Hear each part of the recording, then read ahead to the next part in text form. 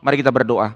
Biarlah seperti apa yang kami katakan barusan Tuhan, kami sungguh dengan kegentaran merindukan pakailah kami, pakailah hidup kami, pakailah waktu kami. Dengan cara kami memberi diri kami sepenuhnya mengikut Tuhan, mengutus kami sehingga seluruh kehidupan kami menjadi kehidupan yang menyenangkan hati Tuhan. Kami bersyukur pagi ini kami boleh bersama-sama beribadah. Di dalam segala pujian kami serukan kepadamu ya Allah kami yang hidup. Di dalam syafaat kami berseru untuk terus mendoakan pelayanan kerajaan Allah di tengah-tengah dunia ini.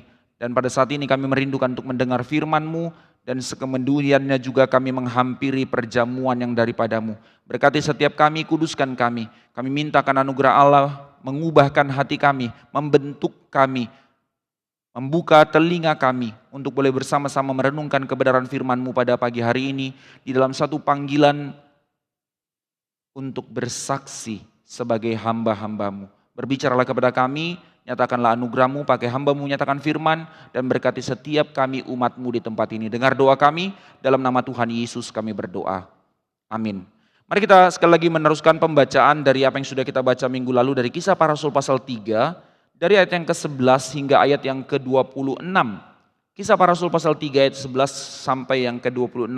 Setelah kisah di mana Petrus dan Yohanes masuk ke bait Allah dan menyembuhkan seorang yang lumpuh sejak lahir, lalu apa yang terjadi setelahnya, dan kita melihat melalui narasi ini kita belajar untuk melihat panggilan kita sebagai gereja, dipanggil untuk menjadi saksi. Mari kita sama-sama membaca Kisah Para Rasul 3 dari ayat yang ke-11 hingga yang ke-26. Bolehkah saya minta dikecilkan 20% ya? Dikecilkan sedikit lagi. Baik, terima kasih. Kita membaca secara bergantian, saya yang ke-11, Bapak Ibu Jemaat sekalian yang ke-12, demikian seterusnya hingga ayat yang ke-26. Demikian firman Tuhan. Karena orang itu tetap mengikut Petrus dan Yohanes, pasca sebelumnya dari ayat 1 sampai 10 dia telah disembuhkan di pelataran di pintu gerbang bait Allah. Akhirnya setelah dia sembuh dia boleh masuk ke bait Allah dan akhirnya dia terus mengikuti Petrus dan Yohanes. Sekarang lanjut ceritanya. Maka seluruh orang banyak yang sangat keheranan itu datang mengerumuni mereka di serambi yang disebut serambi Salomo.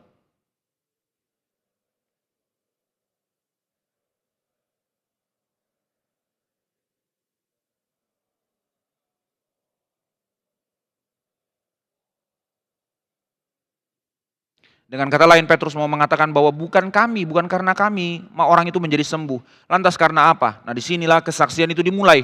Demikian Petrus melanjutkan pernyataannya. Allah Abraham, Ishak dan Yakub, Allah nenek moyang kita yang telah memuliakan hambanya, yaitu Yesus yang kamu serahkan dan tolak di depan Pilatus. Walaupun Pilatus berpendapat bahwa ia harus dilepaskan.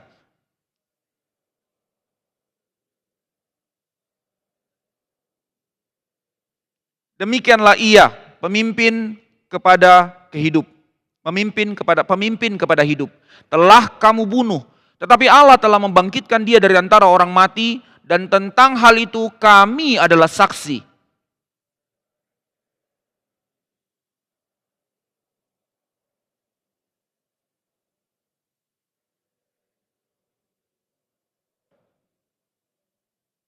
Konfirmasi bahwa di dalam Kristuslah orang itu telah menjadi sembuh. Ayat 17, hai saudara-saudara, aku tahu bahwa kamu telah berbuat demikian, maksudnya membunuh Yesus, karena ketidaktahuan, sama seperti semua pemimpin kamu.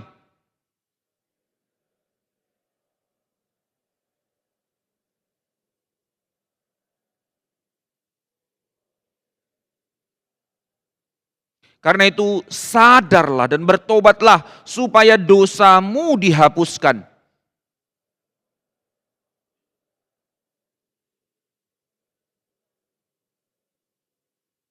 Kristus itu harus tinggal di sorga sampai waktu pemulihan segala sesuatu. Seperti yang difirmankan Allah dengan perantaraan nabi-nabinya yang kudus di zaman dahulu.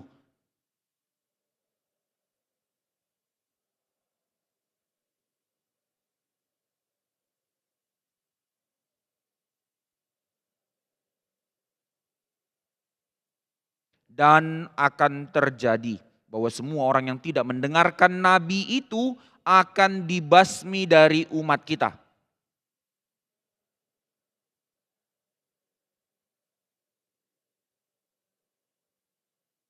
Kamulah yang mewarisi nubuat-nubuat itu dan mendapat bagian dalam perjanjian yang telah diadakan Allah dengan nenek moyang kita ketika Ia berfirman kepada Abraham, oleh keturunanmu semua bangsa di muka bumi akan diberkati.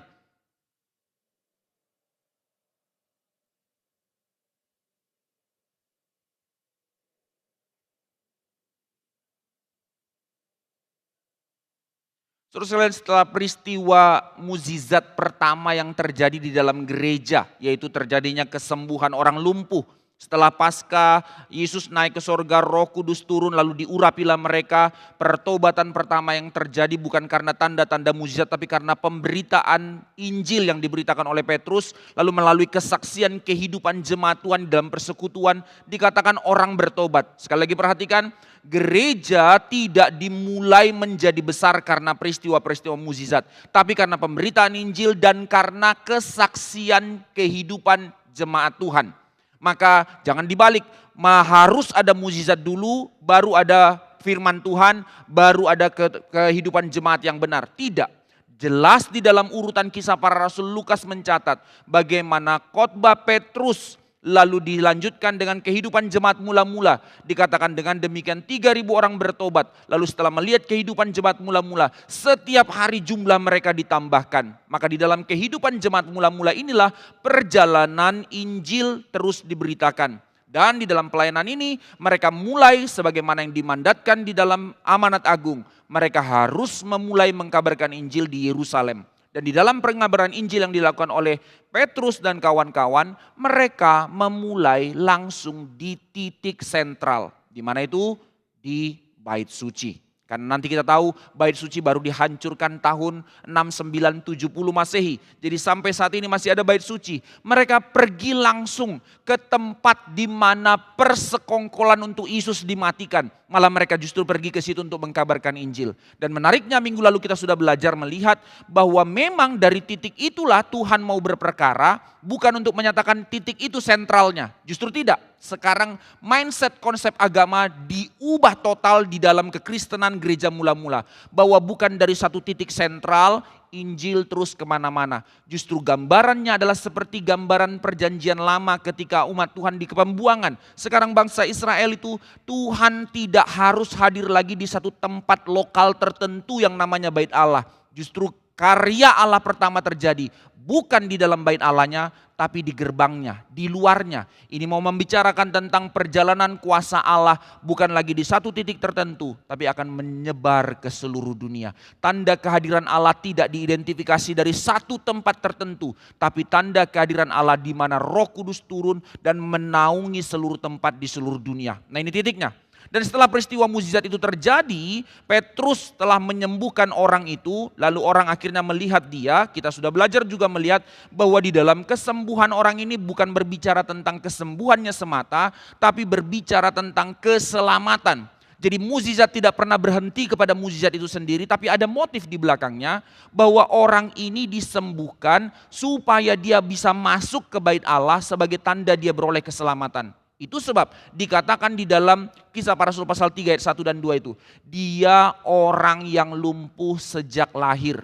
Orang najis ini, orang yang tidak boleh masuk ke dalam bait Allah. Tapi seketika itu setelah puluhan tahun hidup demikian, dia disembuhkan. Pertama kali dia tahir dari kenajisannya dalam mindset Yahudi, maka dia boleh masuk ke bait Allah.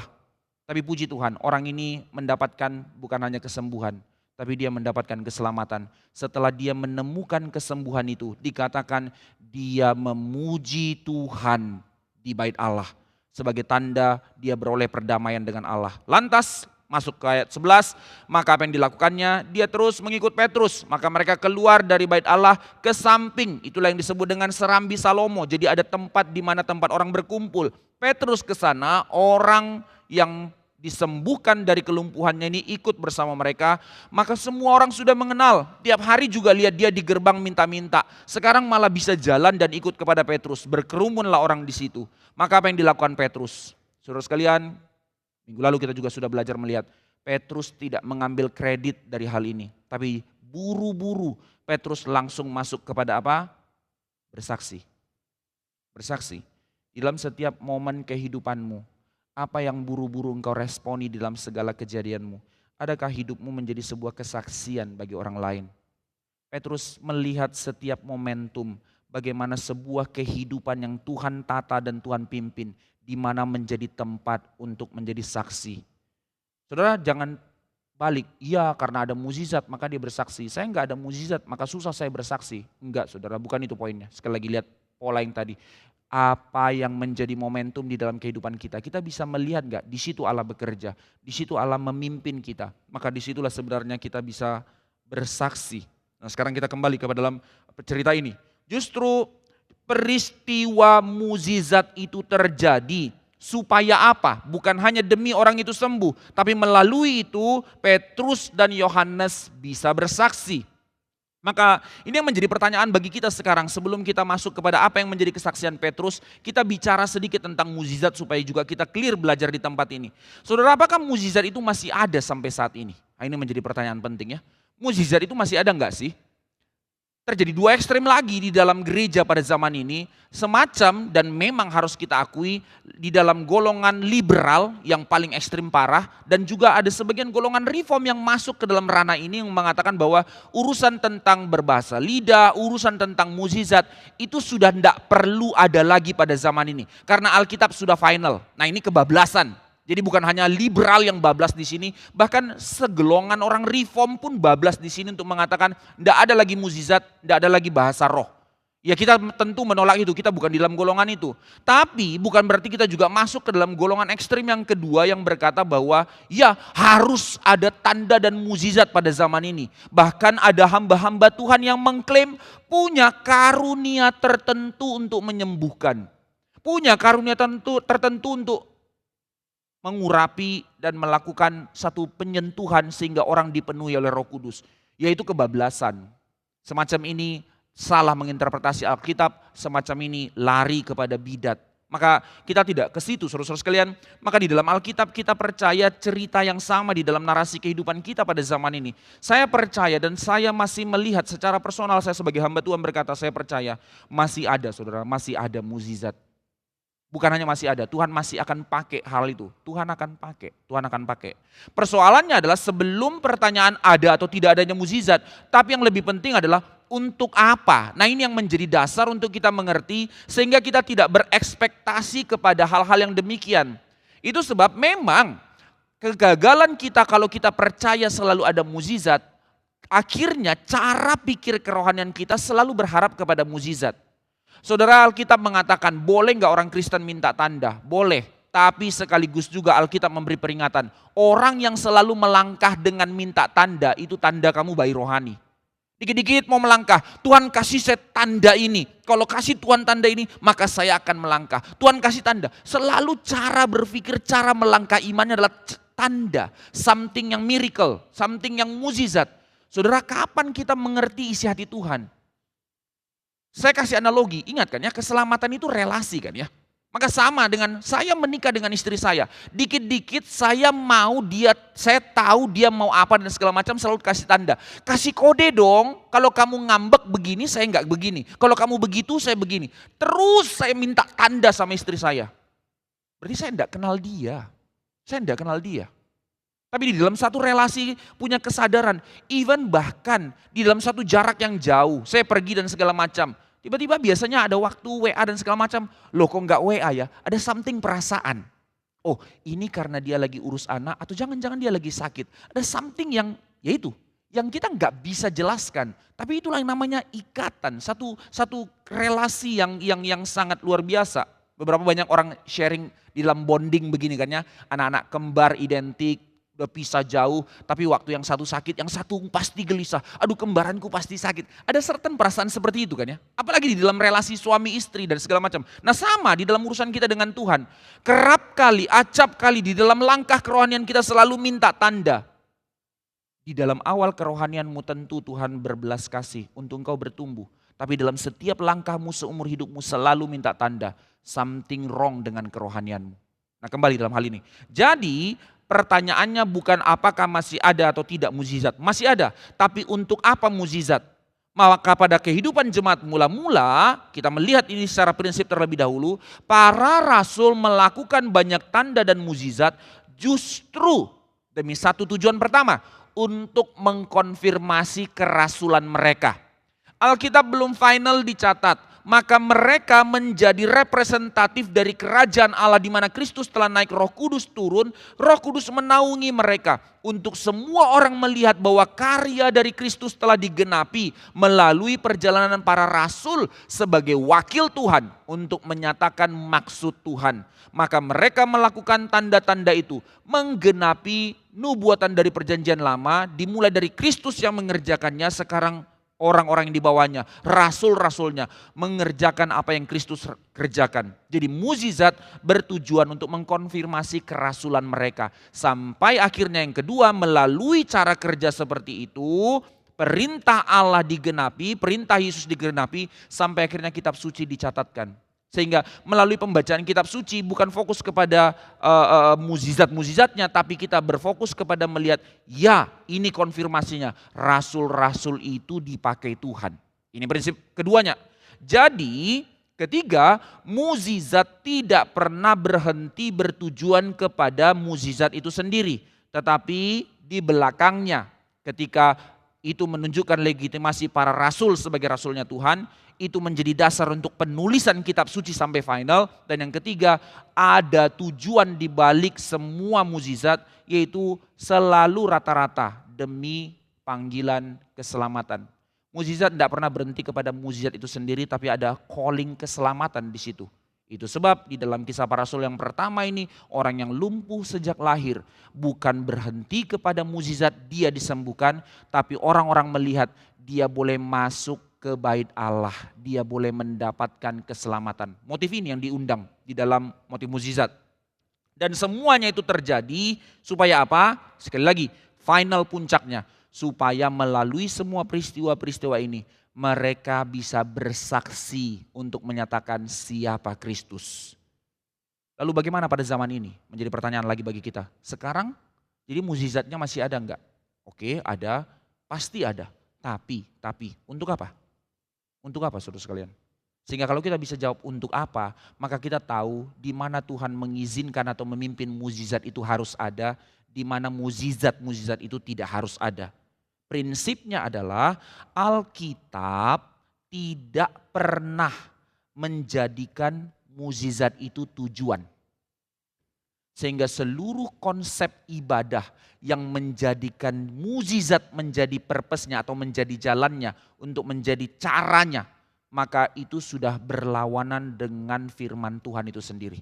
Ini prinsipnya. Tidak selalu harus ada. Ini prinsip kedua dalam Alkitab. Bahwa tidak ada tempat di mana Alkitab mengatakan di mana-mana para rasul, di situ harus ada mukjizat. Bayangkan saudara, 12 rasul, cuman berapa yang dicatat oleh Alkitab? Banyak sekali yang tidak dicatat oleh Alkitab. Ada yang dicatat, tapi juga dicatat tidak semua peristiwa mukjizat. Berkali-kali kisahnya Petrus dan Paulus yang paling banyak di dalam kisah para rasul. Tidak semua kisah mereka itu tentang mukjizat. Bahkan lebih banyak peristiwa-peristiwa ordinary yang dicatat dalam kehidupan mereka.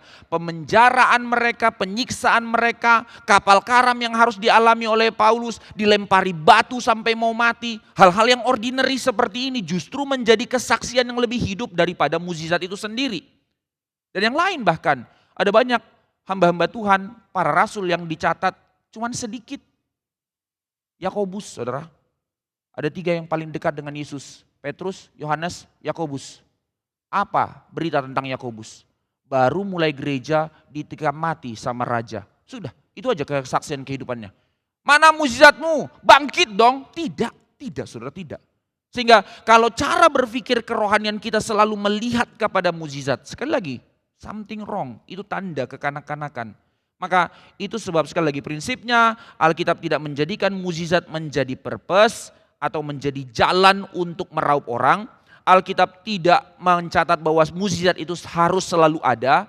Dan di mana-mana tempat rasul tidak selalu menyembuhkan. Yesus pun pergi tidak menyembuhkan semua orang. Lihat waktu Yesus datang ke kolam itu, ada begitu banyak orang yang mengalami sakit di situ. Berapa orang yang disembuhkan oleh Yesus? 1. Kenapa enggak semua? Kenapa enggak kesembuhan ilahi? Nah ini mindset apa yang terjadi di dalam zaman ini saya enggak ngerti. Kenapa itu menjadi satu pembalikan yang total melawan Alkitab. liar saudara, liar. Bahkan dalam hal ini kita boleh melihat ada begitu banyak hamba Tuhan yang gak dicatat, hanya tiba-tiba ada sejarah mencatat. Seperti Thomas, gak ada narasinya. Ya sampai Yesus bangkit, di situ kisah terakhir Thomas dicatat. Habis setelah itu. Tapi ada catatan sejarah mencatat.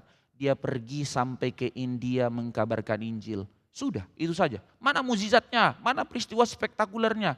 Tidak penting. Nah ini yang kita mau pelajari di dalam hal ini. Tapi poin yang menjadi hal yang paling inti adalah mukjizat itu ada supaya juga dipakai untuk menjadi saksi. Saudara, itu yang saya kagumi dari Paulus. Kalau mau pamer soal banyak hal yang kayak gini, saya bisa 3 kali terangkat ke sorga, lalu berbahasa lidah, saya paling mahir dan segala macam. Tapi saya memilih diam untuk semua itu. Yang ku kehendaki adalah mengkabarkan Injil Kristus. Paulus loh saudara, Paulus. Paulus bisa menyampaikan sampai hal yang seperti itu. Maka di dalam pelayanan-pelayanan kita masih banyak para misionari-misionari yang pergi ke daerah-daerah hijau di Indonesia. Tidak boleh masuk. Lalu bagaimana? Tiba-tiba kepala desanya yang adalah masih satu marga suku tertentu yang dihormati. Istrinya sakitlah atau anaknya sakitlah. Datang hamba Tuhan, datang doakan. Besok langsung sembuh. Akhirnya misionari diterima di tempat itu. Banyak peristiwa-peristiwa begini banyak terjadi di daerah. Orang-orang yang masih beragama suku dan segala macamnya. Tiba-tiba hamba Tuhan datang kepada suku-sukunya. Baru saja kita dari Sumba. Orang-orang Merapu yang selalu minta tanda dengan kuasa-kuasa berbicara kepada roh-roh nenek moyang mereka. Dengan kita datang kepada Injil mendoakan mereka. Di situ ada kesembuhan dan segala macam. Tuhan masih pakai. Tuhan masih pakai. Tapi terpujilah Tuhan. Tuhan tidak bergantung kepada hal itu. Justru Allah kita menyelamatkan kita dengan cara yang ordinary. Dengan cara mati.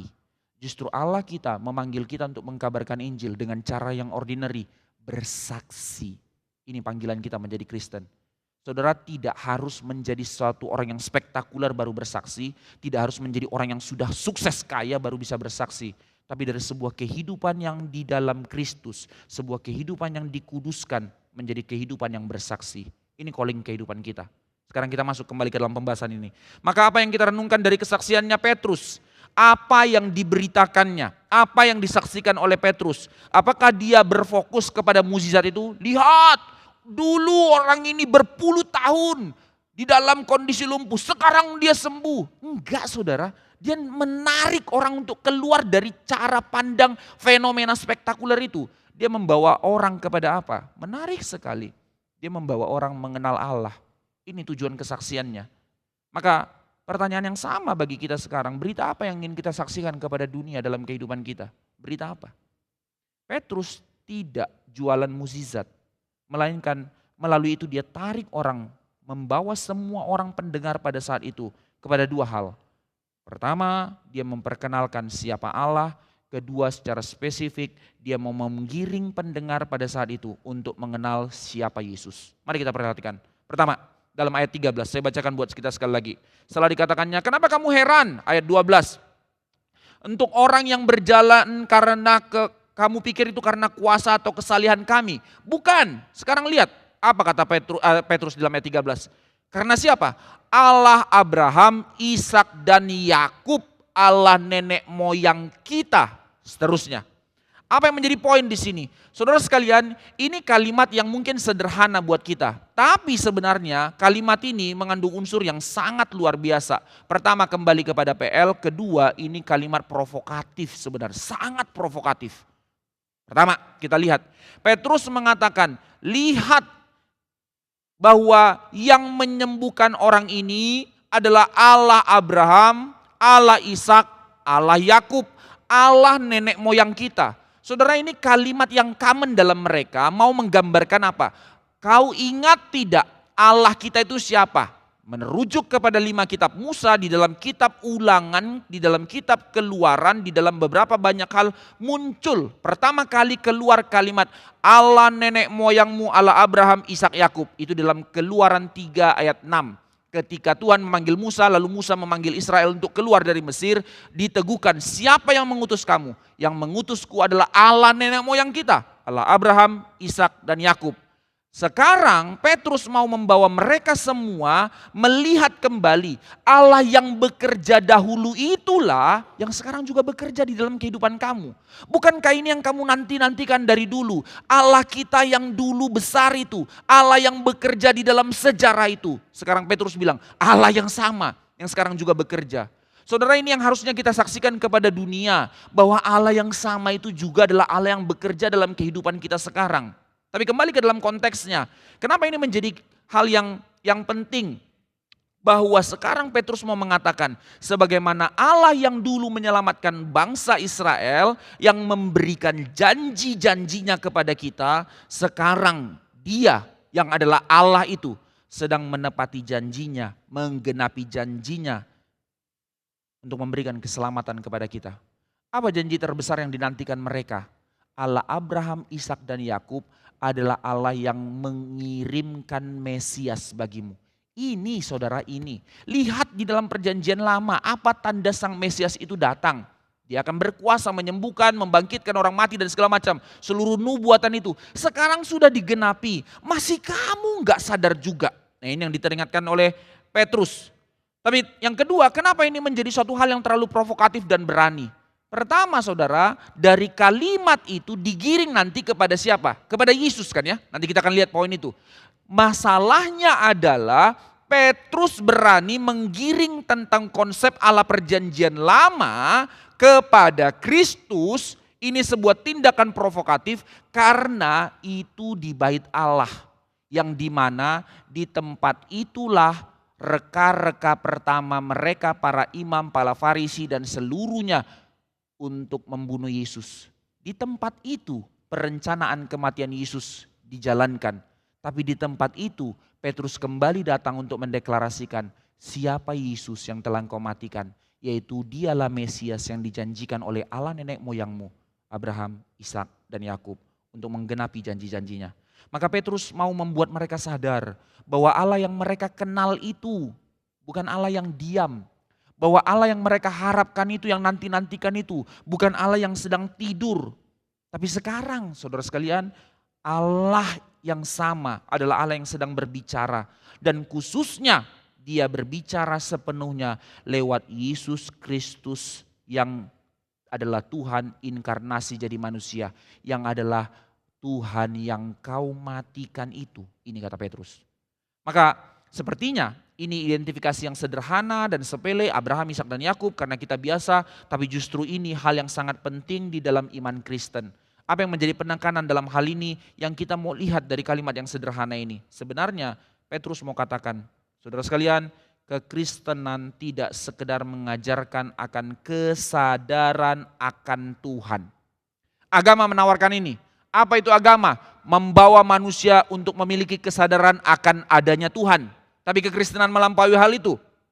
Juga bukan hanya tentang persatuan kita dengan Tuhan dalam satu relasi yang mistis. Agama menawarkan ini. Kamu kenal Tuhan sehingga kamu mengalami untuk menikmati Dia. Ini agama.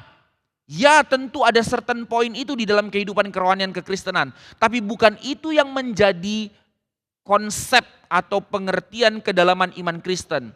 Melainkan Petrus membawa kita kepada hubungan dengan Tuhan yang didasarkan kepada apa? Komunikasi, relasi, penerimaan, kebergantungan kita kepadanya. Perhatikan ya, ini agak satu hal yang agak sedikit sulit sepertinya. Saudara sekalian, semua agama itu di dalam tataran apa? Pencarian manusia kepada Allah, satu tindakan-tindakan manusia untuk bisa mencapai standar yang dituntut Allah, atau satu pengalaman-pengalaman mistis untuk menikmati Allah. Itu agama. Tapi Alkitab mengajarkan kita apa yang mau dikabarkan, apa yang mau digambarkan, diperkenalkan tentang Allah. Bahwa yang digambarkan tentang keselamatan kita adalah hubungan dengan Tuhan bukan di dalam motif mistis, tapi dalam motif komunikatif. Alkitab tidak ditulis sebagai buku moral, sebagai standar manual book untuk kamu harus lakukan ini, lakukan itu. Alkitab tidak digambarkan sebagai perintah absolut untuk jadi gini, jadi gitu. Ya tentu ada aspek itu. Tapi Alkitab secara motifnya adalah komunikasi Allah kepada kita, di mana Dia mengundang kita untuk mengenal Dia dan Dia mengenal kita. Di mana di dalam hal ini kita boleh belajar melihat bagaimana Dia menerima kita, di mana di dalam firman Tuhan kita dibawa kepada kesadaran kebergantungan kita kepada Dia, dan di mana melalui kebenaran firman Tuhan kita dibawa penuh ke dalam kebenaran. Ini undangannya. Itu sebab Alkitab firman Allah ini ada pada kita bukan sebagai, sekali lagi, manual book atau pedoman hidup. Bukan sebagai sekedar buku tentang Tuhan. Ya tentu ini memperkenalkan siapa Tuhan. Melainkan yang lebih menjadi motif utama Alkitab diberikan kepada kita adalah tentang pembicaraan Tuhan. Tuhan yang berbicara. Tuhan yang berelasi dengan umatnya. Ini yang mau diundangkan Petrus kepada kita. Bahwa Allah Abraham, Ishak dan Yakub itu adalah Allah yang sedang datang. Adalah Allah yang sedang menggenapi janjinya. Adalah Allah yang mengundang kamu datang kepadanya. Ini hal pertama. Maka buru-buru Petrus membawa peristiwa itu untuk membawa mereka sekali lagi melihat Allah yang bekerja dalam kehidupan mereka. Kedua, apa yang mau ditekankan oleh Petrus? Maka Petrus secara khusus mengerucutkan seluruh pembicaraan untuk membawa pendengar untuk mengenal siapa Yesus. Dan inilah puncak dari kesaksian itu. Bagaimana kita membawa orang untuk mengenal siapa Yesus. Bukan hanya sekedar membawa orang untuk melihat hal-hal apa spektakuler yang dikerjakan oleh Yesus untuk membuat orang percaya kepada Dia. Tapi undangan keselamatan adalah undangan untuk engkau mengenal Yesus. Konsep relasi, saudara. Kita tahu kan ya di dalam film-film lah ya, misalnya guyon-guyonan itu. Seorang menikah sama orang itu karena dia tahu orang itu kaya. Bukan karena dia mau menikahi orang itu, tapi karena sesuatu dalam diri orang itu, dalam kekayaannya. Maka kita akan menghina atau menganggap remeh orang yang demikian. Tapi sebaliknya, di dalam segala suka duka dia tahu kelemahannya, and yet dia tetap menerimanya. Di dalam cinta, kita bilang Allah terlalu romantis, terlalu omong kosong. And yet ini yang digambarkan oleh Alkitab. Saudara menerima Kristus, mengikut Kristus bukan karena something yang terus diberikannya berkat-berkat kepadamu. Tapi karena engkau menerima Dia dan Dia menerima dirimu sepenuhnya. Ini gambaran yang digambarkan. Maka Petrus secara khusus mengerucut untuk membawa mereka mengenal pribadi Yesus. Inilah kesaksian itu. Nah sekarang kita mau lihat apa yang disaksikan Petrus tentang Kristus. Siapa Yesus di dalam perkenalan yang diperkenalkan Petrus kepada mereka melalui peristiwa mukjizat ini. Kita lihat paling tidak 4 hal saja. Pertama, masih bagian dari ayat 13 itu sekali lagi saya bacakan. Allah Abraham, Ishak dan Yakub, Allah nenek moyang kita telah memuliakan hambanya, yaitu Yesus yang kamu telah serahkan dan tolak di depan Pilatus, walaupun Pilatus berpendapat bahwa ia harus dilepaskan. Siapa Yesus di dalam perkenalan pertama yang diperkenalkan Petrus kepada mereka? Di dalam hal ini Petrus memperkenalkan Yesus sebagai hamba Allah. Saudara, sama seperti kitab Keluaran tadi, mereka dibawa untuk mengenal Allah sebagai Allah Abraham, Ishak dan Yakub. Sekarang mereka dibawa untuk mengenal Yesus berdasarkan perjanjian lama. Kalimat ini bukan kalimat sembarangan. Memperkenalkan Yesus sebagai hamba Allah. Itu adalah kutipan dari kitab Yesaya 53 tentang nubuatan Sang Mesias yang datang. Dia Mesias, dia Raja, tapi dia datang sebagai hamba.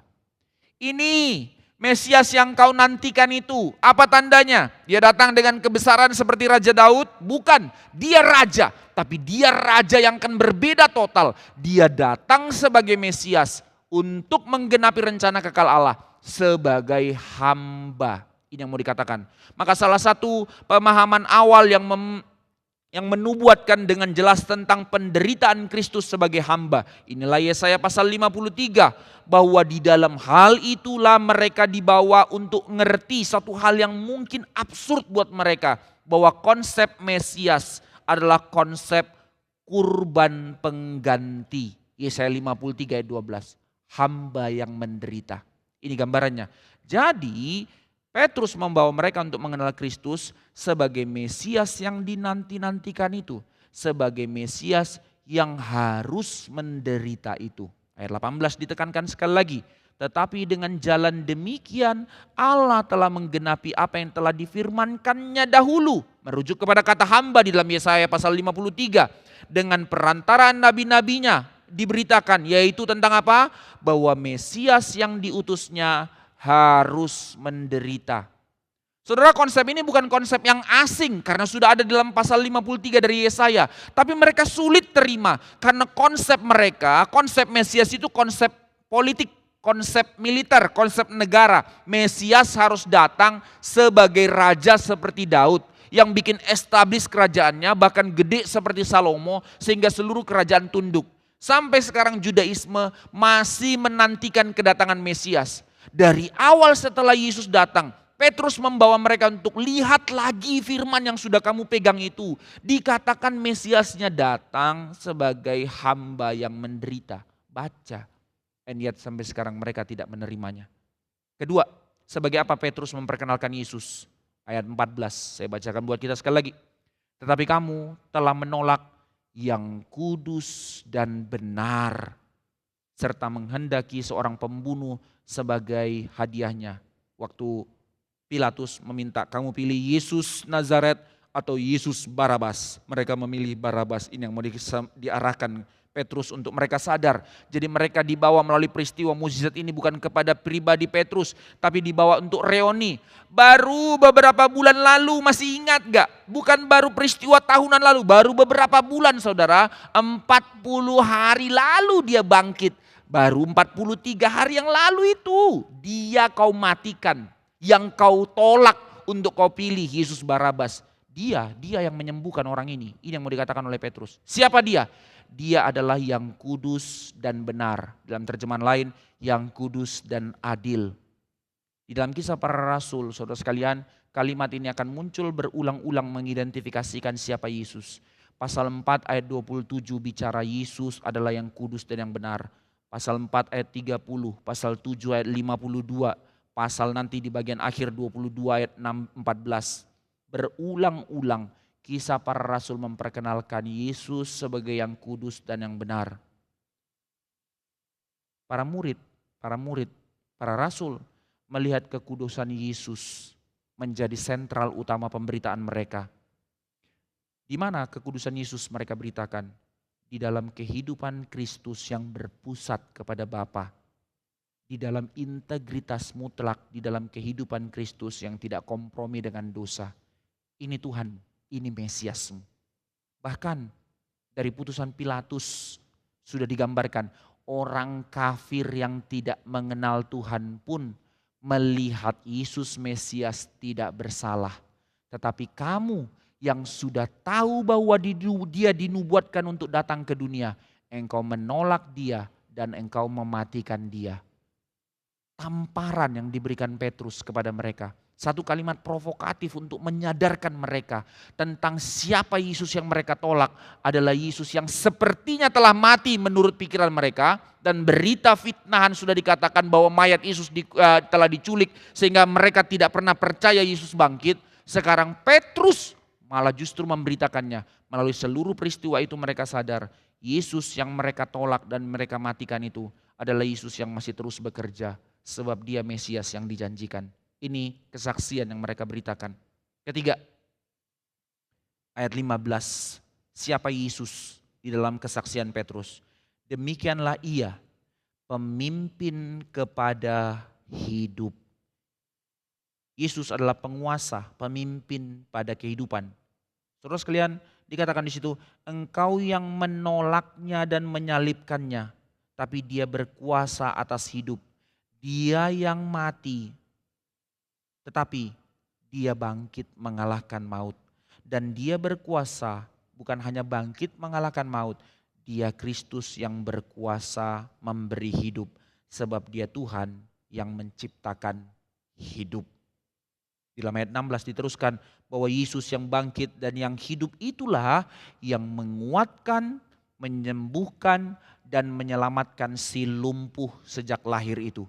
Inilah Kristus. Diteruskan di dalam ayat 26 bahwa sekarang hamba yang bangkit itu yang akan memberkati dan memimpin hidupmu keluar dari segala kejahatanmu.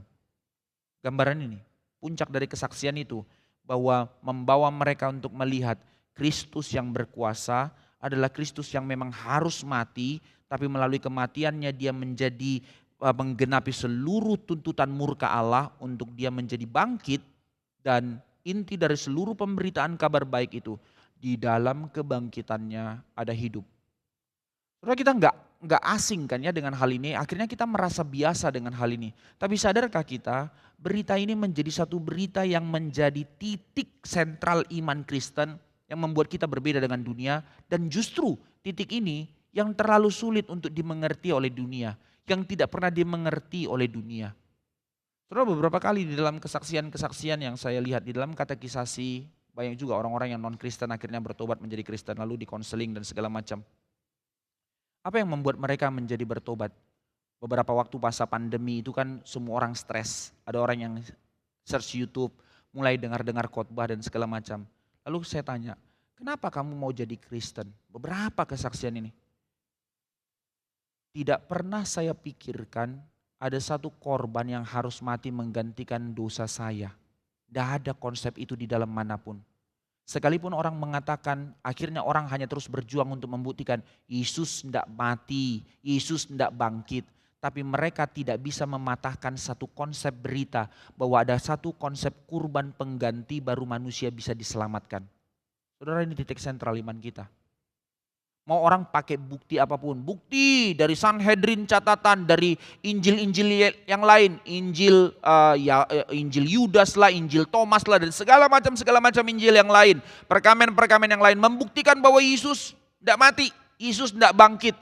Whatever apa yang mereka bilang, sebenarnya tujuan mereka melakukan semua itu hanya untuk membuktikan satu hal, bahwa mereka tidak mau terima ada konsep kurban pengganti, yaitu Allah yang datang jadi manusia untuk menjadi satu-satunya jalan keselamatan. Semua agama di dalam cara yang berbeda, mereka tetap punya satu prinsip yang sama. Usaha dari bawah ke atas, usaha manusia mencari Allah, usaha ketaatan demi ketaatan, pencapaian demi pencapaian untuk penerimaan Tuhan. Cara beda-beda, tapi semua prinsip sama. Itu sebab perbedaan kualitatif puncak dari iman Kristen. Allah yang datang cari manusia, Allah yang inkarnasi jadi manusia. Dialah Kristus Mesias yang dijanjikan untuk dia mati, untuk dia bangkit, untuk memberi hidup. Ini beritanya. Satu berita kuno, 2000 tahun lalu sudah ada. And yet sampai sekarang, inilah satu-satunya berita yang membawa manusia kepada keselamatan. Tapi maafkan saya dengan segala hormat, saudaraku, bukan untuk menghinamu, tapi untuk menggelisahkan kita. Mengapa berita ini tertahan di dalam mulutmu? Mengapa terlalu susah untuk kita duduk untuk berbicara hal ini kita kepada orang lain? Terlalu takutkah kita ditolak? Atau jangan-jangan memang kita tidak pernah benar-benar mengerti berita ini menjadi berita terbesar di dalam kehidupan kita, sehingga kita tidak tertarik untuk memberitakannya kepada orang lain. Kebalikannya, Petrus tidak tertarik untuk memperistiwakan peristiwa-peristiwa spektakuler itu. Saudara, paling enak kesaksian, saudara tahu si lumpuh sejak lahir itu selalu diangkat orang. Tapi ketika aku mengatakan dalam nama Yesus, kakinya gemetar, lalu dia bangkit berdiri, tiba-tiba dia bisa lompat. Orang yang tidak pernah jalan tiba-tiba bisa lompat. Kamu pernah pikir, oh ini kan enak kesaksian kayak gini, orang langsung buru-buru mau bertobat. Tapi Petrus buang berita itu. Petrus langsung tarik. Siapa yang sembuhkan dia? Lihat kepada pribadinya, bukan lihat pada apa yang terjadi kepada orang itu. Lihat kepada Kristus. Apa yang terjadi? Siapa dia? Pertama, dia hamba yang sudah dinyatakan di dalam perjanjian lama dalam Yesaya. Kedua, dia adalah yang kudus dan yang benar. Justru dengan cara itu penebusan bisa terjadi. Kurban yang kudus yang tak bercacat celah. Kurban yang adalah menyatakan keadilan dan murka Allah untuk menghukum dosa manusia, dan dia tidak sedang menghukummu, tapi dia yang menjadi kurban pengganti untuk menggenapi kekudusan dan keadilan Allah. Dan yang ketiga, dia adalah penguasa atas hidup. Ya, dia mati, tapi dia bangkit sekarang untuk menyatakan ada kehidupan di dalam dia. Ini Tuhanmu, ini Mesias yang dijanjikan itu. Ini puncak dari kesaksian itu. Maka yang keempat dikatakan apa? Kisah Para Rasul 3 ayat 22. Dikatakan, bukankah telah dikatakan Musa Tuhan Allah akan membangkitkan bagimu seorang nabi dari antara saudara-saudaramu. Kristus pun diidentifikasikan sebagai nabi. Inkarnasi Kristus menggenapi 3 fungsi. Raja, imam, nabi. Dia harus menjadi raja untuk memimpin umatnya. Dia harus menjadi imam sebagai pembawa kurban untuk penebusan dosa manusia. Dia harus sebagai nabi pembawa kebenaran. Maka apa yang dikatakan di dalam kalimat itu? Bukankah di dalam kitab Musa dikatakan dia sebagai nabi? Dengarkanlah dia dalam segala sesuatu yang akan dikatakannya kepadamu. Saudara, berapa hati kita untuk terus mendengar berita firman Tuhan di dalam penebusan Kristus? Berapa hati kita untuk terus mendengar dan mau mengenal Kristus dalam kehidupan kita? Justru di dalam itulah keselamatan. Justru di dalam itulah engkau teguh di dalam imanmu. Apa sebab begitu banyak orang Kristen yang mengerti dan percaya Yesus sebagai Tuhan, and yet tetap hidupnya tidak berubah? Karena hatimu terlalu kecil untuk mau mendengar kebenaran. Maka peringatan firman Tuhan, dengarkanlah dia. Mengapa orang Yahudi menjadi bebal? Karena mereka tidak mau mendengar. Tapi ironisnya, mengapa orang-orang Kristen yang telah mengerti dan percaya Yesus sebagai Tuhan dan Juru Selamat tetap hidup tidak berubah? Karena hatimu terlalu kecil untuk mendengar. Semua kita, termasuk saya sebagai seorang hamba Tuhan, kita sebagai apa di dalam profesi kehidupan kita? Berapa banyak waktumu untuk engkau mengerjakan segala sesuatu? Berapa banyak waktumu untuk melayani Tuhan? Semacam-macam hal yang kita kerjakan. Tapi pertanyaan yang serius untuk kita, berapa banyak waktumu untuk engkau mendengar firman Tuhan? Saudara, engkau merasa capek bergumul dengan hidup, engkau capek dengan segala penyakit, engkau capek dengan segala benturan dengan orang lain, capek dengan segala masalah. Tapi engkau tetap jauh dari Tuhan. Maafkan kalimat ini terlalu kasar. Engkau yang bodoh, kita yang bodoh. Panggilan firman Tuhan mengatakan, dengarkanlah dia. Ini seruan Petrus kepada orang Yahudi. Menjadi seruan bagi kita juga sama. Bukan hanya kepada orang-orang yang tidak percaya. Kepada kita orang-orang percaya, undangannya. Dengarkanlah dia dalam segala sesuatu. Ini rujukan kepada apa? Kitab Ulangan 18. Jadi dalam perjanjian lama sudah dibicarakan tentang Mesias yang akan datang itu, dia juga adalah nabi. Dahulu Tuhan berbicara kepada umatnya lewat para nabi. Dan setelah Kristus datang tidak ada lagi nabi-nabi. Kenapa? Sebab dahulu para nabi berbicara tentang dia, tapi sekarang Allah berbicara kepada kita bukan lagi melalui perantaran nabi-nabi manusia biasa, tapi melalui anaknya.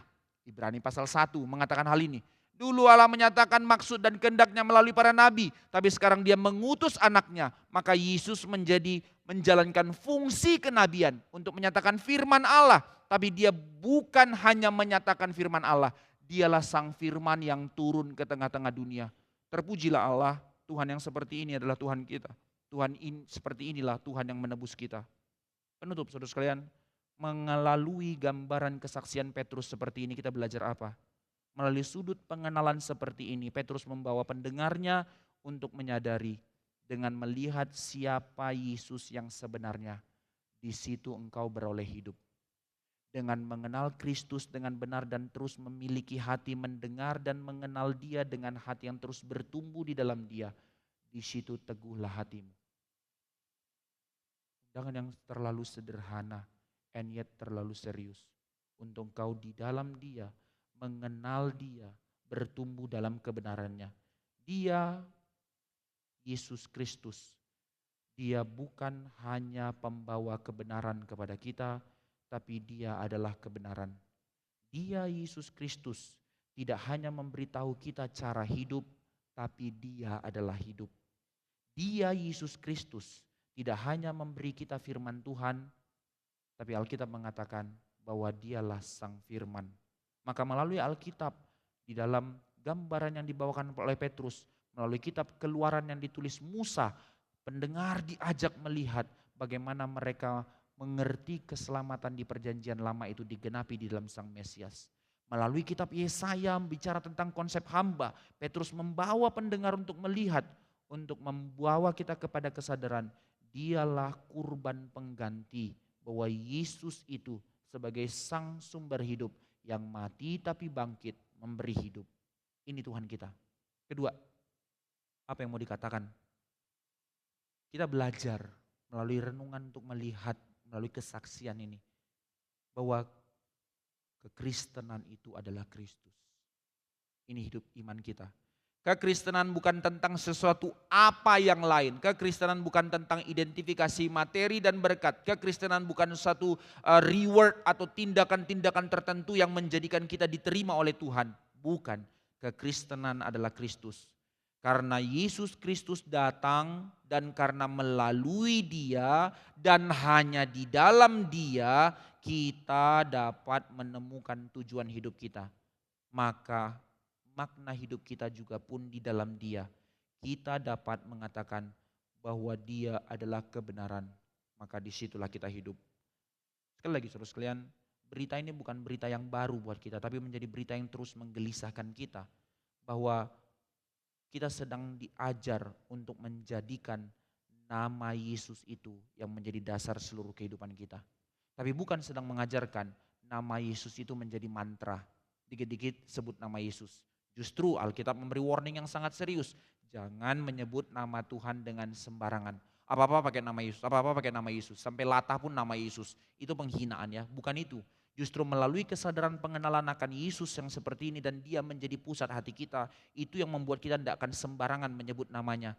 Melainkan menyebut namanya di dalam doamu, di dalam pujianmu dan di dalam kesaksianmu kepada jiwa-jiwa di luar sana. Ini callingnya. Membawa kita kepada kegentaran untuk mengenal dan mengingat nama Yesus yang berkuasa. Di dalam Dia ada kegentaran tentunya, ada hormat dan ada ketertundukan, tapi ada sukacita penuh karena kita diterima oleh Bapa di dalam nama itu. Inilah panggilannya yang dikerjakan oleh Petrus. Dan melalui kehidupan yang seperti inilah maka Petrus bisa bersaksi. Bukan karena satu hal yang bisa dilakukannya peristiwa-peristiwa spektakuler baru Petrus bisa bersaksi. Sama, undangan yang sama buat kita saudara sekalian. Maka ketika kita mengenal Dia, saat itulah engkau dimampukan Tuhan untuk bersaksi. Saudara ingat ya, engkau melayani Tuhan bukan hanya karena sekedar engkau melayani Tuhan. Tapi engkau teguh melayani Tuhan karena engkau terus bertumbuh di dalam mengenal Dia. Saya quote kalimat Pak Tong yang menegur saya dan mengkonfirmasi panggilan untuk jadi hamba Tuhan. Ketika engkau memilih untuk engkau melayani Tuhan, dalam bentuk apapun. Jemaat yang melayani Tuhan, hamba Tuhan yang melayani Tuhan langsung di ladang Tuhan. Ketika engkau memilih melayani Tuhan, tapi engkau berhenti belajar, engkau sedang bunuh diri. Ketika engkau mengatakan engkau mencintai Tuhan, engkau mau terus dipakai Tuhan, tapi engkau berhenti terus menuntut diri mengenal Tuhan, engkau akan hancur di dalam pelayananmu. Engkau akan kering, engkau akan memiliki akar pahit, engkau memiliki sakit hati, engkau akan kecewa dan segala macam. Saudara, bukan hanya kepada jemaat, banyak hamba Tuhan terhilang di tengah jalan. Alasan karena sakit hati lah, difitnah lah dan segala macam. Whatever, di balik semua itu cuma satu konfirmasi. Orang itu sedang berhenti belajar. Bukan maksud untuk menghina atau menghakimi hamba-hamba Tuhan yang terhilang. Justru maksud menangisi dan mendoakan. Doakanlah, termasuk saya, saudara-saudara sekalian di dalam segala kesibukan pelayanan dan segala macam. Termasuk jemaat sekalian di dalam kesibukan pekerjaan. Jika di dalam seluruh waktumu engkau tidak punya hati dan tidak punya waktu yang konsisten untuk terus bertumbuh makin mengenal Tuhan. Hati-hati. Karena kerohanianmu menjadi kering dan kesaksianmu menjadi kering pula.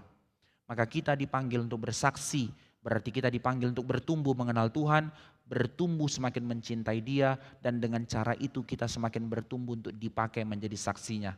Maka menjadi saksi itu bukan menu pilihan, boleh ada boleh tidak. Tapi ini panggilan penuh kepada setiap kita yang telah ditebus. Maka Tuhan memimpin kita dilatih di dalam kerohanian kita untuk kita terus dibentuk sampai kita memiliki kerelaan untuk memberitakannya di dalam kehidupan kita. Selama ini, maka menjadi pertanyaan buat kita. Di dalam engkau hidup sebagai seorang Kristen, Kristus seperti apa yang kau beritakan ke tengah-tengah dunia? Ini pertanyaan serius yang engkau harus jawab, engkau bawa pulang. Saudara, di dalam kehidupanmu, engkau sebagai mahasiswa, engkau sebagai seorang pekerja, di dalam realita hidupmu, Kristus seperti apa yang kau beritakan kepada orang lain? Kristus seperti apa? Kristus yang membiarkan dosa. Kristus yang mengekskuse dosa. Saya nggak beritakan kayak gitu kok. Dengan cara hidupmu bermain-main dengan dosa lalu engkau mengkonfirmasi engkau sebagai seorang Kristen di tengah-tengah dunia. Itu sama dengan engkau memberitakan Kristus yang mengekskuse dosa. Engkau mendukakan hati Tuhan. Atau dengan cara apa? Di dalam realita dunia sekarang. Engkau memberitakan Kristus yang datang hanya untuk menjanjikan atau memberikan kekayaan. Percaya Yesus supaya kaya. Lihat berapa korapnya prosperity gospel menghina nama Yesus. Kristus seperti apa yang kita beritakan? Kristus yang datang hanya untuk menyembuhkan dan mengusir roh jahat. Atau yang terakhir, mungkin ini yang paling sering kita lakukan. Kristus yang diam. Kristus yang tidur.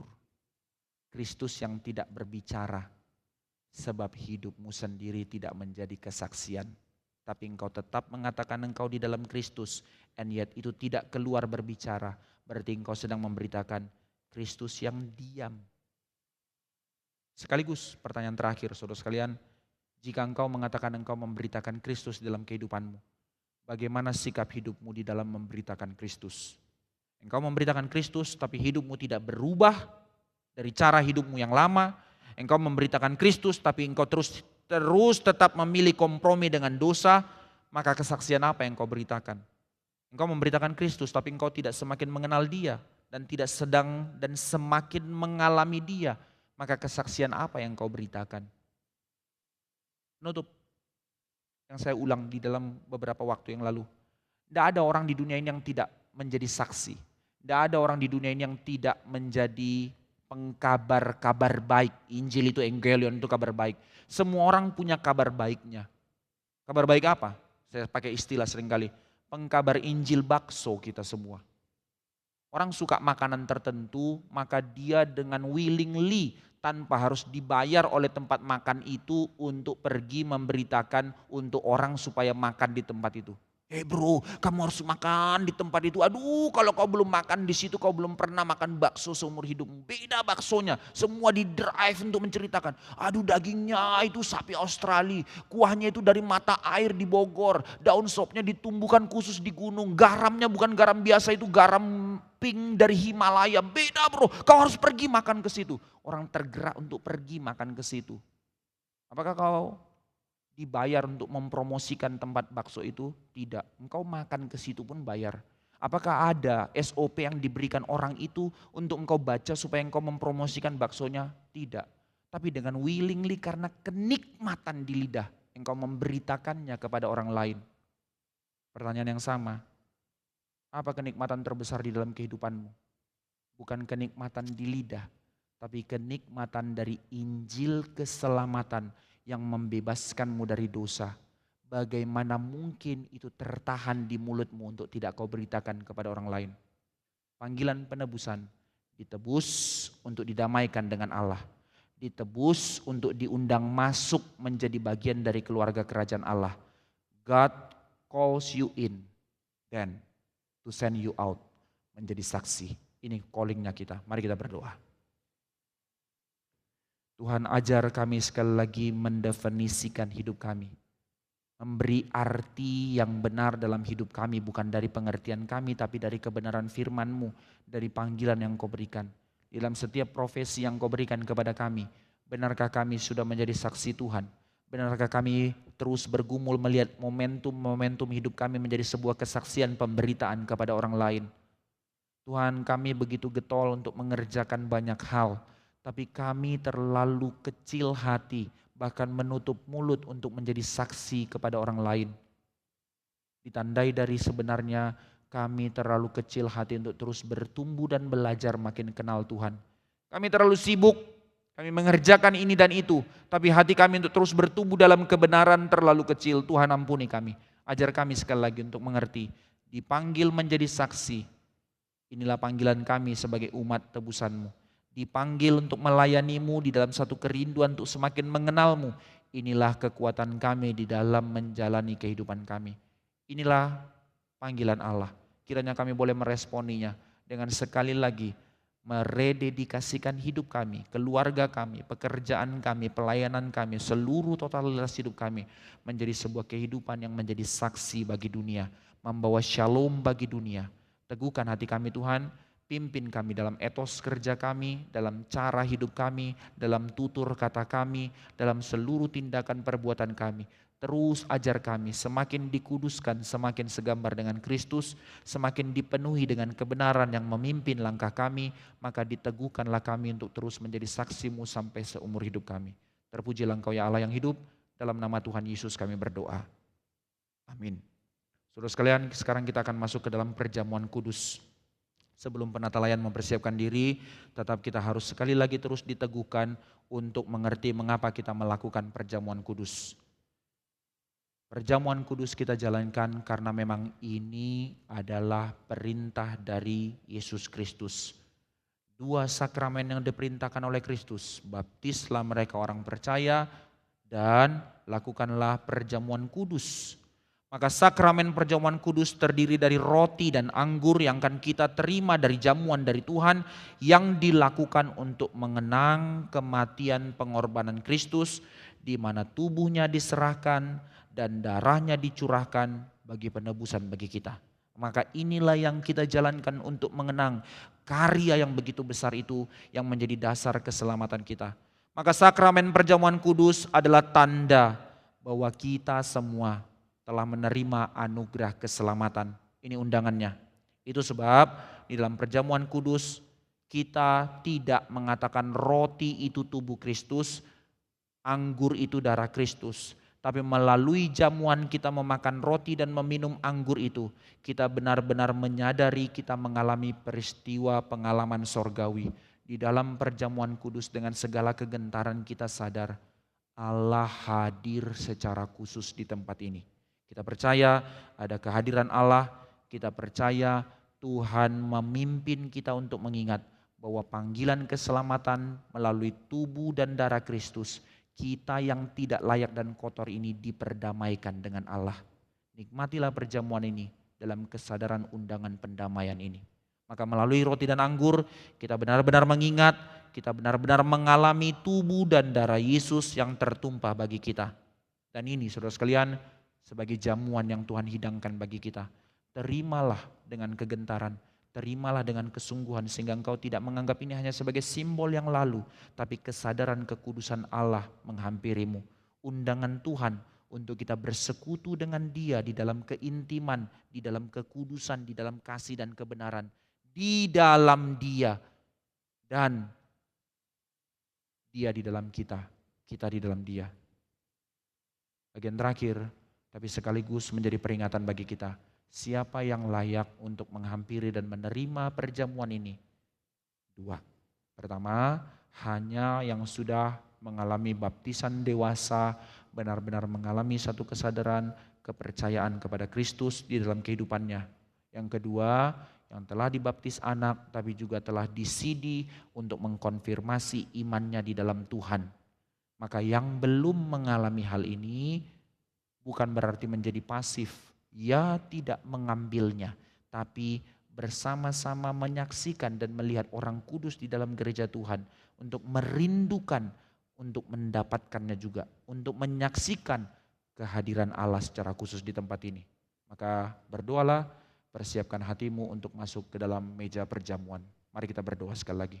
Setiap pribadi berdoa, setiap hari pribadi berdiam di hadapan Tuhan, menghampiri perjamuan, menerima anugerah Tuhan untuk mengingat darah dan tubuh Kristus yang tercurah dan tercabik bagimu dan bagiku.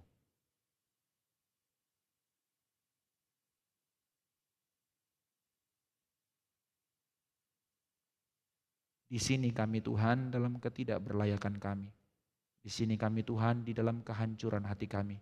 Kami mintakan belas kasih-Mu sekali lagi untuk membawa kami kepada kesadaran kekudusan yang daripadamu telah memenuhi kami.